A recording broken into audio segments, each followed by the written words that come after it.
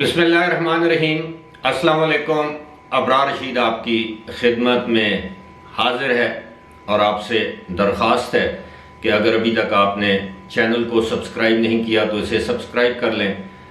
جو bell icon یا notification بیل ہے اس کو ضرور پریس کیجیے گا تاکہ ویڈیو کا نوٹیفیکیشن بر وقت آپ تک پہنچ سکے۔ آپ کا بہت بہت شکریہ۔ پروجیکٹ عمران خان جو بعض لوگوں کے مطابق 2010 میں لانچ کیا گیا، بالآخر ناکام ہو گیا۔ اب اس پروجیکٹ کے بعد کیا سوچ ہے پاکستان کے اس ادارے میں جس ادارے کے چند افسران نے یہ پروجیکٹ بنایا، تیار کیا اور لانچ کیا، یعنی اس وقت کے ڈائریکٹر جنرل ISI احمد شجاع پاشا سے لے کر جنرل ظہیر الاسلام، درمیان میں ایک تھوڑا سا وقفہ آتا ہے، اور اس کے بعد جنرل فیض حمید۔ اب یہ پروجیکٹ لانچ کیوں کیا گیا کہ پاک فوج میں کچھ افسران یہ سمجھتے تھے کہ پاکستان میں جو دو بڑی سیاسی جماعتیں ہیں، خاص طور پر پاکستان پیپلز پارٹی اور مسلم لیگ نون، انہوں نے باری باری حکومتیں کی ہیں، ایک دوسرے کو کرپٹ کہا ہے، بدعنوان کہا ہے، مقدمات قائم کیے ہیں، لیکن پاکستان کی صورتحال بہتر نہیں ہوئی۔ لہٰذا یہ دونوں سیاسی جماعتیں، ان کے رہنما جو ہیں وہ ملک کو چلانے میں ناکام ہو چکے ہیں، لہٰذا ایک تیسری قوت پیدا کی جائے اور مصنوعی طور پر ایک تیسری قوت پیدا کرنے کی کوشش کی گئی۔ اگرچہ اس تیسری قوت کے لیے بہت طویل عرصے سے کوششیں جاری تھیں، یعنی مرحوم جنرل حمید گل نے اس تیسری قوت کی داغ بیل ڈالی، اس میں جنرل مجیب الرحمان بھی شامل تھے۔ اگر آپ کو یاد ہو تو وہ جنرل ضیاء الحق کے دور میں سیکریٹری اطلاعات بھی رہے ہیں، اور ان کا دور ایک انتہائی ظالمانہ دور تھا پاکستان میں صحافت اور صحافیوں کے لیے۔ معاملہ اس طرح ہے کہ جنرل احمد شجاع پاشا کی تقرری ہوتی ہے 29 ستمبر 2008 میں یا 2009۔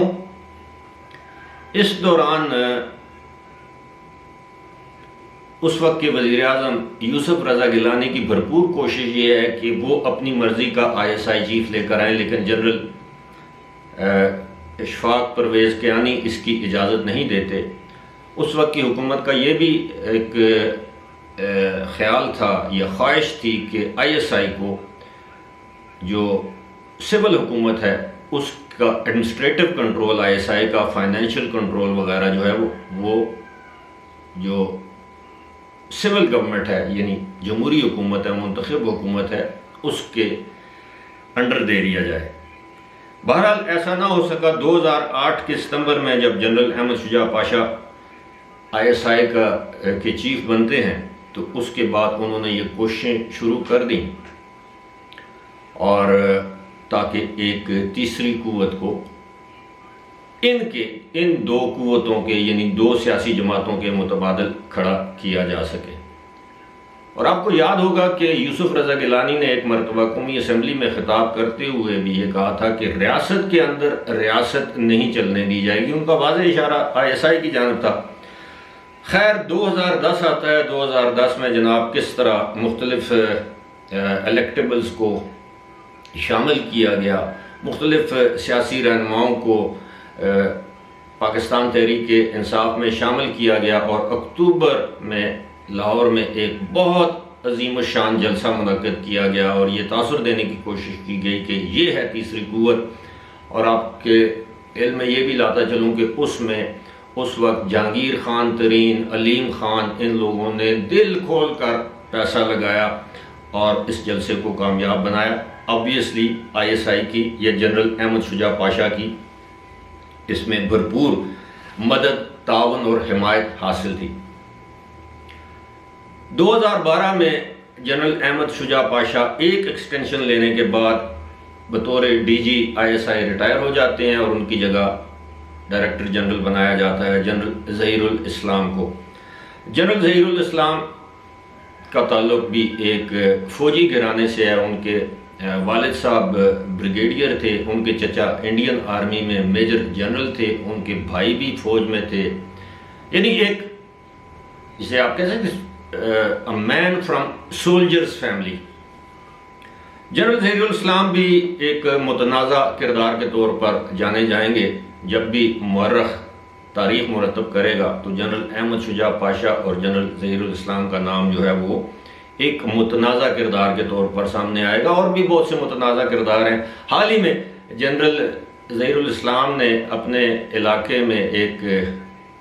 کارنر میٹنگ سے خطاب کرتے ہوئے سرعام یہ کہا کہ جناب ہم لوگ سوچ رہے تھے کہ پاکستان میں ایک تیسری قوت کی ضرورت ہے اور یہ تیسری قوت ہم نے لانچ کی اور آج اس کا خمیازہ وہی بھگت رہے ہیں یا پوری قوم بھگت رہی ہے. وہ تیسری قوت کس طرح ناکام ہوئی. یعنی آپ اندازہ کیجئے کہ اس کو یعنی تیسری قوت کو لانچ کیا، پھر اس کو پیمپر کیا بقول چودھری پرویز الہی. ان کے پیمپر اور نیپیز تبدیل کیے جاتے رہے لیکن یہ تیسری قوت نہ بن سکی، بلکہ وہ تیسری قوت پاکستان میں جس کو کہا جاتا ہے تقریباً اس سے بھی 2 ہاتھ آگے چلی گئی. وہ تیسری قوت جس کو آپ سمجھ گئے ہوں گے. اب اس حوالے سے اب اندازہ کیجئے کہ وہ تمام جو کہ کسی بھی میکاویلین پالیٹکس میں جو آپ کہتے ہیں نا، میکاویلی کو جن لوگوں نے پڑھا ہوا ہے کہ آپ اندر سے کچھ اور ہوں، باہر سے کچھ اور ہوں، لوگوں کے لیے آپ کا چہرہ اور ہو، در حقیقت آپ کا چہرہ کوئی اور ہوتا ہے. لیکن کوئی بھی چیز آپ مصنوعی طریقے سے تیار کریں تو اس کا دیر پا کیا اس کا وقتی طور پر بھی فائدہ نہیں ہوتا. لیکن ہماری اسٹیبلشمنٹ کے ان لوگوں نے یہ 2 ظاہر اکیلے نہیں تھے، یہ ادارے کا ایک فیصلہ تھا. اس میں جنرل اشفاق پرویز کیانی نے شاید اس حد تک کردار ادا نہیں کیا، لیکن جنرل راحیل شریف کی مکمل آشیرواد شامل تھی. پھر 2014 کا دھرنا مینیج کیا گیا، ارینج کیا گیا، اس کو فیسیلیٹیٹ کیا گیا جنرل ظہیر الاسلام کی جانب سے، اور جنرل راحیل شریف کی مکمل تائید و حمایت حاصل تھی انہیں. اور پھر جس طرح 2001 انتہائی افسوسناک سانحے کے بعد جو آرمی پبلک سکول پشاور کا سانحہ تھا، اس کے بعد یہ دھرنا ختم کرنا پڑا. اس حوالے سے بھی مختلف باتیں کی جاتی ہیں لیکن ہم ان کی تفصیل میں نہیں جاتے. بالآخر جو تخلیق ہے اس نے اپنے خالق کو مایوس کیا، اور جب بھی تخلیق اپنے خالق کو مایوس کرے تو اس پر خالق کی جانب سے ایک قہر، ایک عذاب، مشکلات نازل کی جاتی ہیں. جس طرح ہم اپنے خالق کو ناراض کر دیں تو ظاہر ہے خالق جلال میں آ جاتا ہے اور پھر کوئی نہ کوئی عذاب بھیجتا رہتا ہے. مختلف امتوں پر، مختلف قوموں پر عذاب بھیجے گئے اسی طرح. تو یہ جو تخلیق تھی جس کا نام عمران خان ہے، جب اس نے اپنے خالق یعنی اس ادارے کو مایوس کرنا شروع کر دیا، مایوس ہی نہیں بلکہ بدظن اور ناراض کرنا شروع کر دیا اپنی حرکات، اپنے کرتوتوں، اپنی سکنات کے ساتھ، تو بالآخر وہ خالق جس نے تخلیق کیا عمران خان کو ایک لارجر دین لائف انسان بنا کے قوم کے سامنے پیش کیا، باوجود اس کے کہ وہ جلد ہی جان گئے تھے کہ یہ شخص جو ہے وہ نہیں ہے جو ہم سمجھتے تھے، جس کو ہم مسیحا بنا کر لائے ہیں. وہ تو پہلے جو تھے ان سے بھی 2 ہاتھ آ گیا ہے. آپ کو وہ واقعہ یاد ہوگا کہ کسی گاؤں میں لوگ جو ہے، کوئی ایک شخص جو ہے وہ جب مردے دفنائے جاتے تھے تو ان کے کفن چوری کر لیتا تھا. تو جب وہ مر گیا تو گاؤں کے لوگوں نے کلمہ خیر شکر ادا کیا کہ جناب شکر ہے اس سے جان چھوٹی. یہ تو مردوں کے کفن تک اتار لیتا تھا، بیچ دیتا تھا. تو بعد میں پتہ چلا کہ جناب اس کا جو بیٹا تھا یا بیٹے تھے وہ جب جوان ہوئے تو وہ نہ صرف مردوں کا کفن چراتے تھے بلکہ ان کے ساتھ بے حرمتی بھی کرتے تھے. تو کچھ ایسی ہی صورتحال پاکستان کو درپیش ہوئی کہ ان سے جان چھڑائی چور ڈاکو غدار کہہ کے، اور پھر جس کو لے کر آئے اس نے کیا کیا، اس ملک کے ساتھ، معیشت کے ساتھ، خارجہ پالیسی کے ساتھ، لوگوں کے ساتھ، اداروں کے ساتھ، ہر ایک ادارے کو تباہ کرنے کی ٹھان لی، بلکہ تباہ کر دیا۔ اب اس دوران اب آپ اندازہ کریں کہ جتنا بھی یہ انویسٹمنٹ کی گئی، اور کچھ لوگوں کا یہ ماننا ہے کہ اربوں روپے کی انویسٹمنٹ کی گئی، مین سٹریم میڈیا پر، سوشل میڈیا پر، پرنٹ میڈیا پر ایک منظم کیمپین چلائی گئی کہ لوگوں کو یہ باور کروایا جا سکے کہ پاکستان پیپلز پارٹی، پاکستان مسلم لیگ نون، JUIF، تمام سیاسی جماعتوں کے رہنما اور یہ جماعتیں کرپٹ عناصر پر مشتمل ہیں۔ پاکستان میں اگر کوئی سیاسی جماعت ہے تو وہ پاکستان تحریک انصاف ہے، اور پاکستان میں کوئی مسٹر کلین ہے تو اس کا نام عمران خان ہے۔ ایک تحریر ہے، کسی نے مجھے اپنے دوست نے بھیجی ہے، میں اس کا حوالہ تو نہیں دوں گا لیکن وہ عسکری ذرائع کے حوالے سے ہے، اس کے چند اقتصابات میں آپ کے سامنے پیش کر دیتا ہوں۔ عسکری ذرائع کے مطابق 2018 میں عمران خان کو ہم نے جیسے تیسے وزیر اعظم بنوایا، لیکن ہمیں پہلے 8 ماہ میں اندازہ ہو گیا تھا کہ ہمارا پروجیکٹ ناکام ہو چکا ہے، ان تلوں میں تیل نہیں ہے، یہ نالائق یعنی عمران خان نالائق اور نکما انسان ہے، یہ بڑی بڑی باتیں تو کر سکتا ہے لیکن گورننس والا میٹیریل ہے ہی نہیں۔ لیکن جنرل باجوہ کا خیال تھا کہ اب جیسے تیسے کر کے ہمیں اس پروجیکٹ کو چلانا ہے، ہم اپنی پوری توانائیاں جھونک کر کسی بھی طرح اس پروجیکٹ کو کامیاب کروائیں گے، اور اس وقت باقی کور کمانڈرز نے بھی جنرل باجوہ کے ساتھ اتفاق کیا، ہمیں اب اس پروجیکٹ پر کام کرنا ہوگا ورنہ بہت سبکی ہوگی، کیونکہ ہم 2011 سے اس پروجیکٹ پر کام کر رہے ہیں اور مختلف DGISI بہت ہیوی انویسٹمنٹ کر چکے ہیں۔ پہلے جنرل شجاع پاشا نے بہت محنت کی، نیازی کو لانچ کیا، میڈیا ہینڈل کیا، اس کے بعد پھر جنرل ظہیر الاسلام نے 2014 کا سارا دھرنا مینیج کیا، اس پر دن رات کام کیا، جنرل راحیل شریف بھی اس میں اپنا حصہ ڈالتے رہے، لیکن بات وہی ہے کہ یہ معاملہ کہاں سے خراب ہوتا ہے کہ یہ ڈیلیور نہیں کر پا رہا تھا، اور اوپر سے مس گورننس، عوام کا پریشر بڑھتا جا رہا تھا، لوگ کھل کر فوج پر تنقید کرنا شروع کر چکے تھے،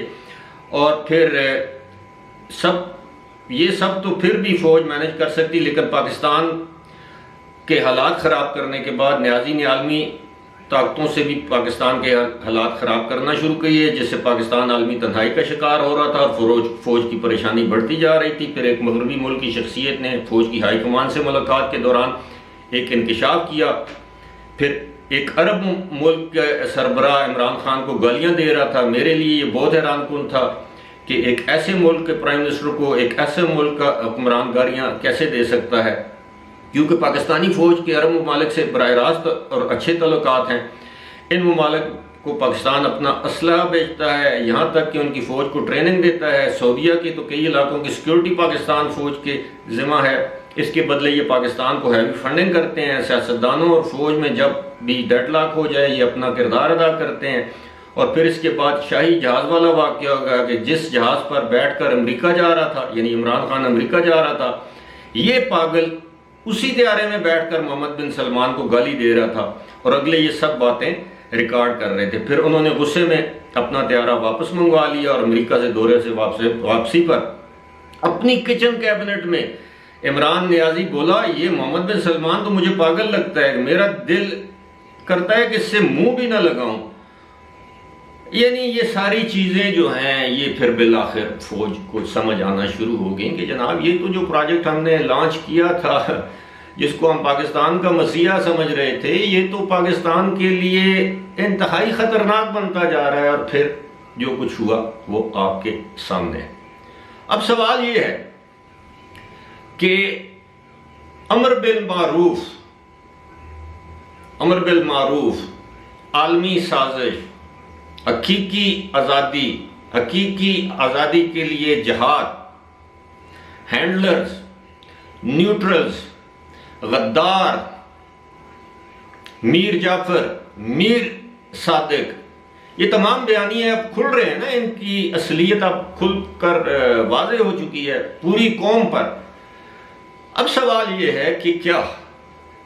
اس پروجیکٹ کو مکمل طور پر ڈس بینڈ کر دیا گیا ہے،